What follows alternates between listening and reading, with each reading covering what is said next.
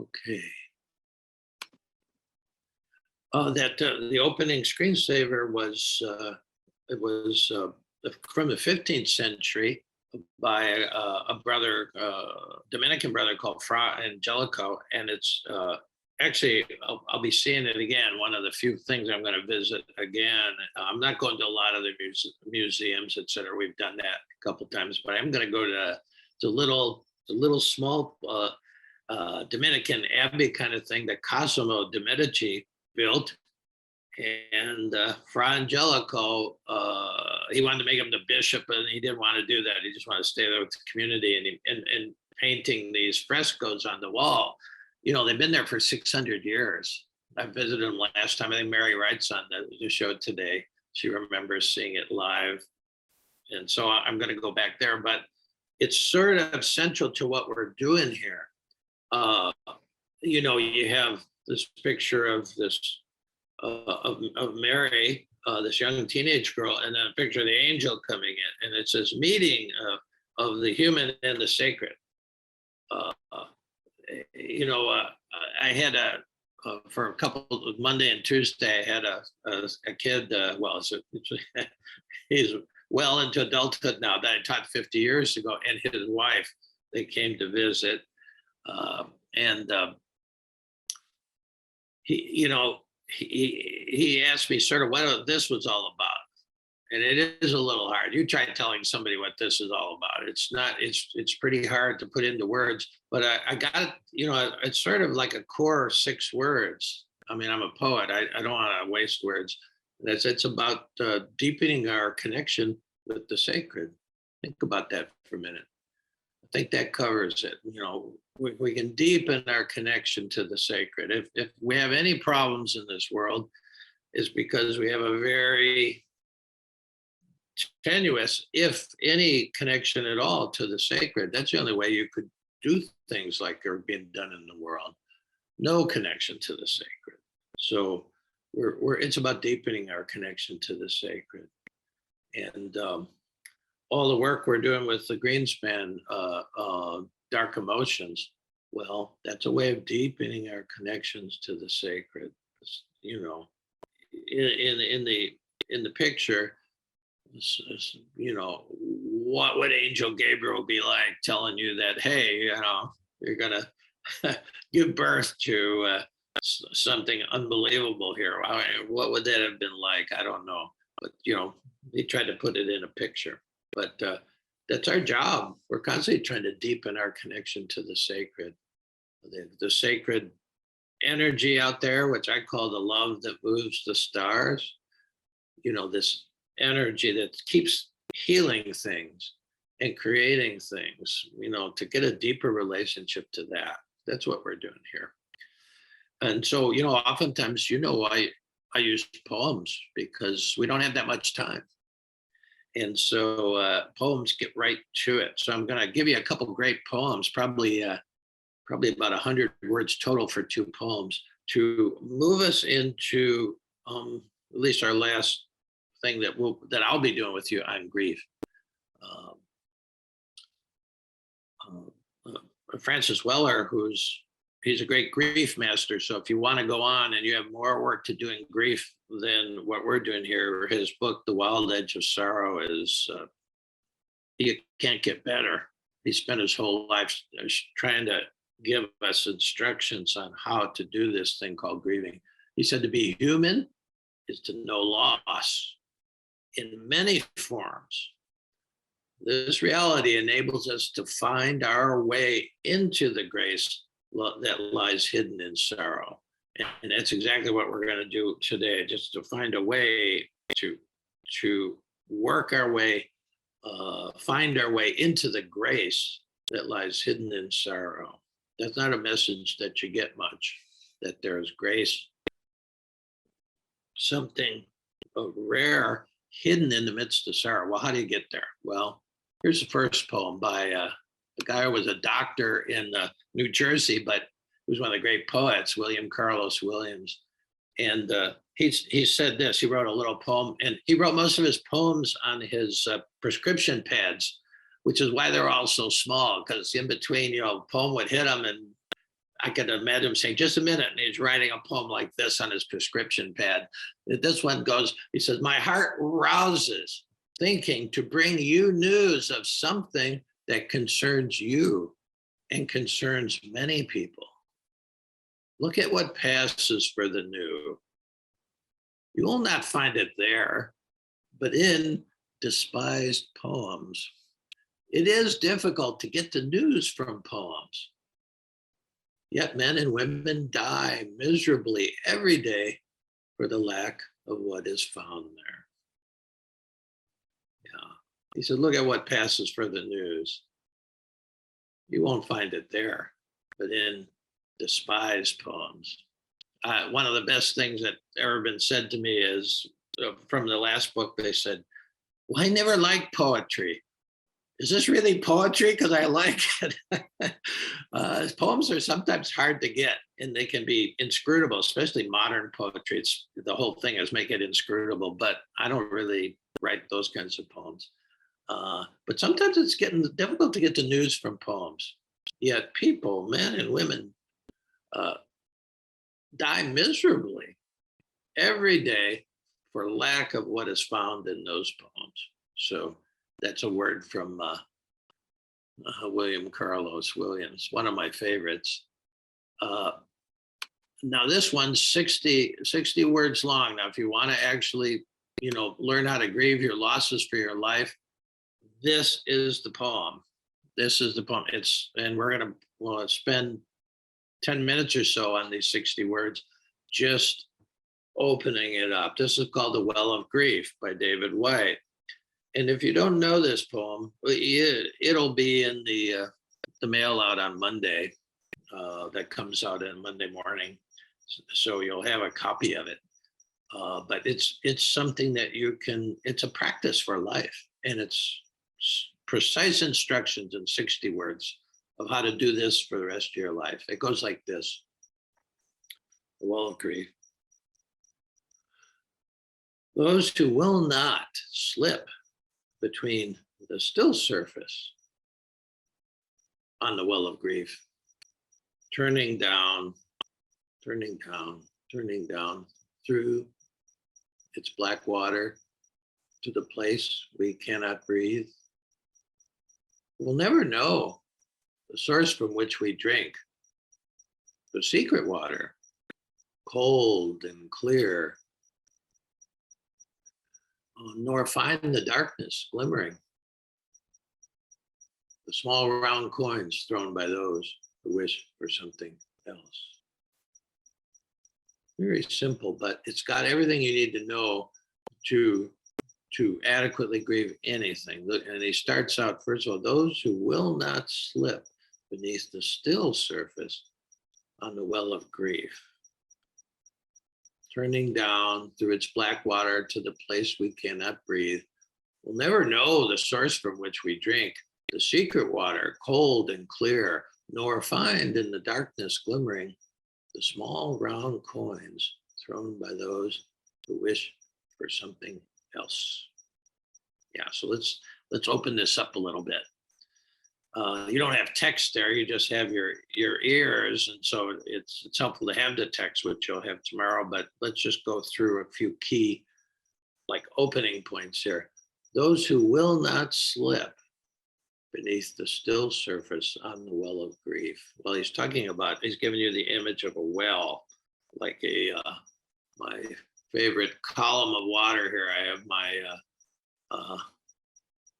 jar with the water, and on the very bottom it's a little hard to see, but there's a diamond, there's something precious there. But this column of water, and he's talking about, first of all, the image of a well. If you think of the old, I don't know, a well where you have to go down to get the water and bring it up. Okay. Those who will not slip beneath the still surface on the well of grief. So a couple words to look at. When you do grieving, it's not, you can't go in like hell bent, like I'm going to grieve this thing, I'm going to do what it takes to grieve it. It's not that kind of energy. It's not that kind of can-do energy that we so like on the in this country anyway. No, he hit the word slip. Those who will not slip beneath the still surface of the well of grief. You have to sort of almost be gentle, just the way you'd slip under the covers in bed. You know, it's not an assault on grief, it's a slipping into it. And he says, those who will not slip beneath the still surface on the well of grief. Well, this image that on the well of grief, there's a still surface, there's stillness is important here, but also there's a kind of surface tension. Just like, I've said before, like I used to think as a young kid, if you fell out of an airplane and landed in a lake, you'd be lucky. No, when you hit the surface tension of water is like concrete. And so the slipping in, you sort of break the tension there, but you can't do it like that. You can't charge into, I'm going to grieve this thing. And most people don't want to have anything to do with it in the first place, because there's a stillness that it takes. And we've been training in stillness, but most people don't know that it's not, you don't charge your way in. You have to become still. And grief, the surface of grief is a kind of stillness. Okay, but it is a well. And then he says, those who will not slip beneath the still surface of the well of grief, turning down through its black waters to the place we cannot breathe. Well, that's pretty accurate, because for anybody who's tried to grieve something and then freaked out and then go back to the surface, because it's a downward thing. We're not trained to go downward into things. We're trained, if anything, in spirituality, we're trained to go up and out. It's kind of ascendancy kind of thing. God is up there, or heaven's up there, and we're not trained to go down into. Well, of course, meditation, the kind of meditation we've been practicing and is worth practicing, it's a going down to a kind of deeper center, you see. So those who will not slip beneath the still surface of the well of grief, turning down. And it is a kind of turning thing. It's not a linear process. It's a turning thing, turning down through the black water to the place we cannot breathe. And it does feel like a kind of death as you do grieve. Well, what dies? It's a good question. What dies in the process of doing grief? I'll leave that to you, but some possibilities are, there are many things that die. Your idea of being controlled dies. To the place you cannot breathe, down through the dark part of the place you cannot breathe. You think, I won't make it through this alive, and so that's why people circle up the surface. They say, "Oh no, not for me." Some people don't even break the surface of it because they feel, if I ever go into this, I'll never get out of this well. I'll just die down there. And that's true, but the dying is not physical dying. The dying is the dying of illusion of control, the illusion of permanence, the illusion of your isolated self, that nothing can harm me. Many things that need to die really do die in this journey downward, this turning journey downward.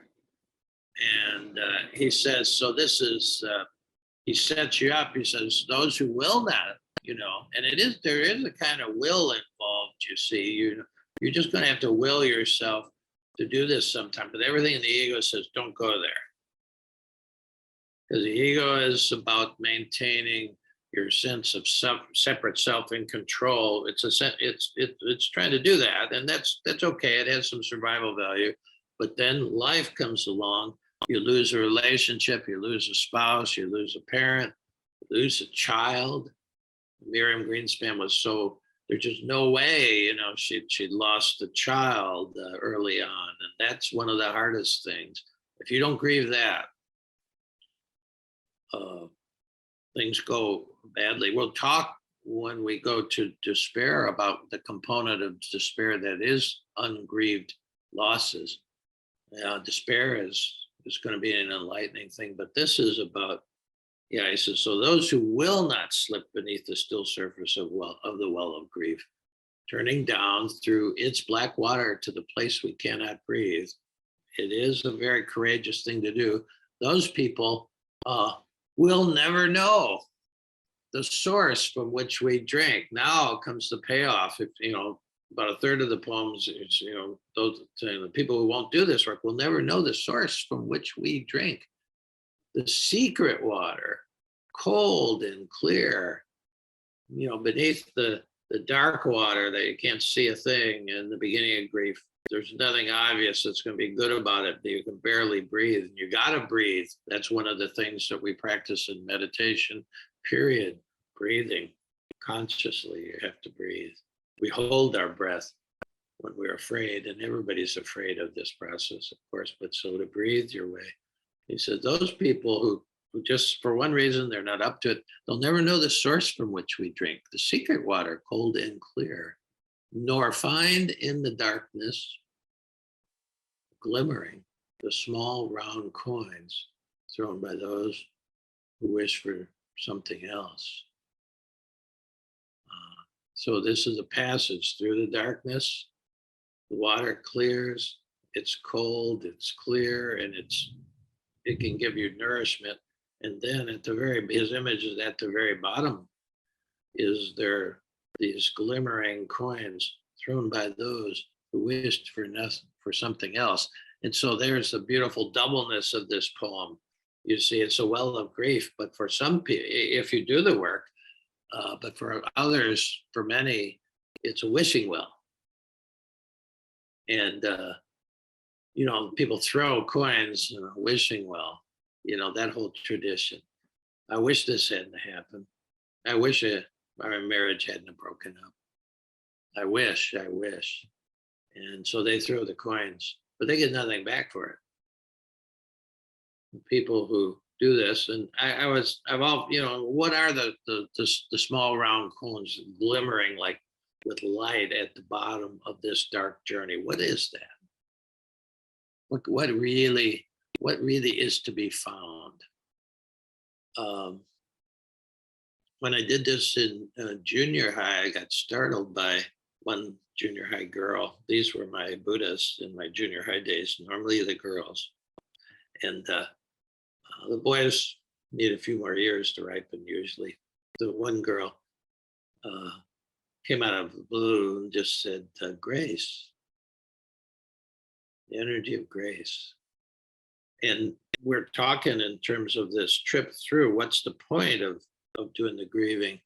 Well, you can alchemize, you can metabolize this great loss and this sadness, and the other side of the process is gratitude, grace, gratuity. All these words mean a sense of grace, of gratitude. So grief metabolized becomes a deeper sense of gratitude.